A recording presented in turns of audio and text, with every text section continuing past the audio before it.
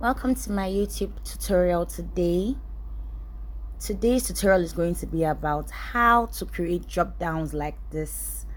I just completed a project recently and I had to create these drop downs, and to achieve this I had to create a group component that separated different drop downs settings from home to who we are to our programs, person, media. So each drop down list is according to each division of the drop downs as seen in this project I worked on recently. So it was a little bit complicated for me, and I felt like this would be a good opportunity to share how to achieve this type of drop down. So to start that, I create a frame, and I'm using the MacBook Pro 16 frame.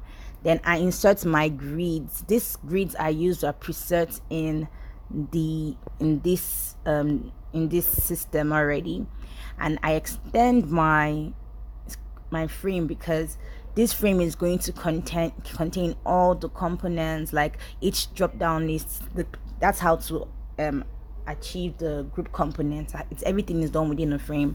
So the next thing I do is I create a frame within this frame, and this frame is going to host the main frame.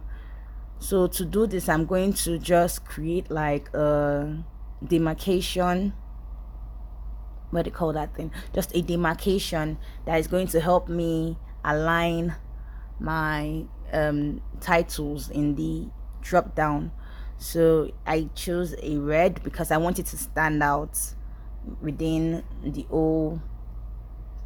whole frame. So what I'm doing here is I'm naming my frame, my general frame, as the drop down, YouTube drop down, and I'm naming the first frame as the main frame. Now I'm going to try and align the demarcation frame so that it's going to fit in with the text and the logo, though I'm not going to be using a main logo here. So I'm just going to try and align this more, make the shape 20 inches in height.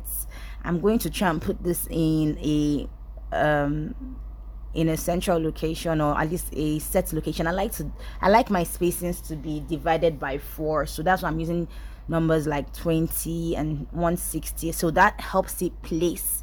The 160 is helping me to place my demarcator within the frame where I like it to be.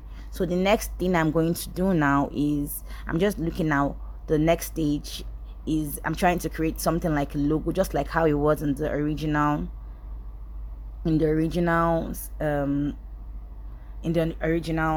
place where this is coming from. So I'm just going to create like a simple wireframe kind of logo. I don't want to have to use the same logo. So I'm just using a box, and I'll group that together. And now I'm going to start by naming the titles of my menu and my drop down menus. So I'm going to start with menu. Actually, I'm going to change that to home. Then I'm going to create the other components that I'm thinking, what can I put next? Okay, before doing that, yes, I'm grouping this together. I'm using a frame tool to group it together. Then I'm aligning it. Then I then create the other components. So this next one is about us. Then the next one is going to be what can I make it as? Let's see, our projects. Yes, that can work for us. And the next one could be contact us. Yes. So after doing this, I'll try to align it using the Shift A, or the, what they call that thing, using the Shift A. Then I'm going to try and use the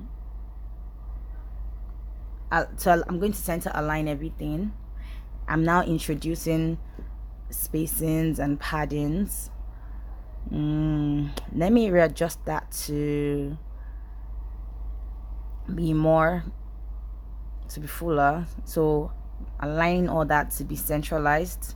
Yeah, so the next stage of this is to include what they call those things, a drop down icons. I do not feel comfortable with this looking like this. I know I can go ahead to just show you guys how to let this drop down, but I don't feel comfortable without those drop down icons there, because I feel like this is part of accessibility. So by the way, this is a good time to explain to you that this, knowing how to use Figma, is not UX design.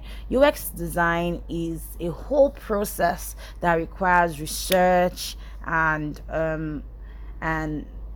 analysis, competitive analysis, just to get to know what you're trying to design. However, some of this, knowing how to use Figma is going to help you learn faster. It's going to help you achieve what you're trying to do. So in this process, I'm trying to include a drop down icon, because I would feel very uncomfortable teaching about how to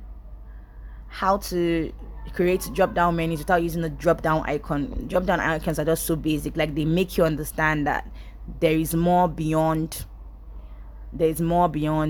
just these letters. You understand? So yes, I'm going to now include these drop down icons on the other menu options here, and the icons are, so I'm doing that for our projects now, and then we're going to do that for contact us, and I'm going to do the same thing for the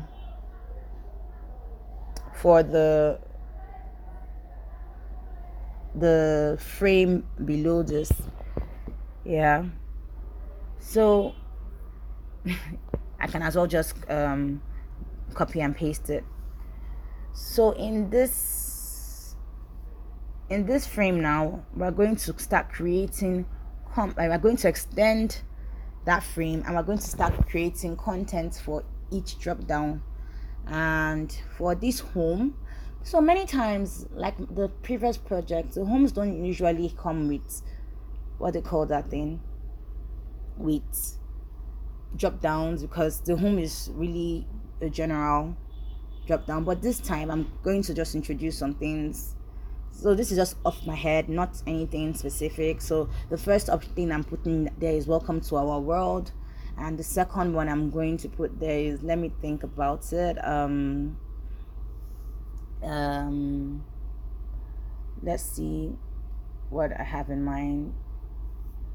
Join our world. Yes, so we're going to duplicate that frame again, and we're going to repeat this process. We're going to do that for the about us frame. So this time, the about us frame, we're going to put who we are, or what okay, our history is a good, let's do our history. Then for my, instead of our, and the next thing after our history is vacancies. You can find that about us indeed. I will duplicate that again, and I'll add another one to just make it have more, Okay, so we're going to change that to our clients, then vacancies. Then we'll duplicate that and create a drop down for our project. And for that to happen, we're going to do new options. So maybe completed projects will be the first one. The second one will be current projects, ongoing projects. Let's see, ongoing projects. And the third one could be partner with us, or partnerships. Yes. Then I'll extend, as you can see, that's the reason why I extended the frame initially. So I'm extending this frame again so that we can create the last frame, which is the contact us frame. And the options there are going to be our office, write us, and what they call it, book an appointment. Yes. So With that, what we do next is we begin our prototyping. Yes, so to achieve this prototyping, okay, before prototyping, let's try to align our frames so they all look as organized as possible. However, I like to decide, like, it should be consistent. If the join us frame is going to be having about us frame is going to be divided by it's going to be 48 inches spaces, not inches, but the space is going to be 48, then every single one should be 48. One should not be different, just to make it more aligned. Then we can now start naming each frame. So this frame is the contact us frame, so you can name each frame to contact frame, project frame. This just helps to know the difference, just basic. All this is not necessarily for the sake of the drop down, but really for the sake of the project, and when it's going to be delivered to the developers, you would like to be able to make them understand what each frame is for. So this is the home frame, and we have our main frames. Then we now begin our prototyping. So to prototype, the first thing we're going to do is we start with the main frame. We'll create a component set. I call it a group set sometimes, but it's a component set, and that way they're all connected to each other. Then we start by selecting the home frame from the main menu, and we connect it to the home drop down, and it changes, and we choose the change to option, which was actually automatic. But when we are changing it to where it's not going to be instant, that will be changed over time. Then we do that for the about us frame, and we take it back up to the home frame. So yeah, we realize we're going to have to make our transitions is smart animate, because we don't want it to be instant, because you may not understand, you may not know where it came from. So smart animate is going to make you understand this is what you clicked, and what you clicked led to this set of drop downs. It just makes it more realistic to know. Then we go to our project, and we link that to our project, and as you can see from here, the system has already cut up the fact that it's going to be a smart animate, and it's not going to be an instant animate.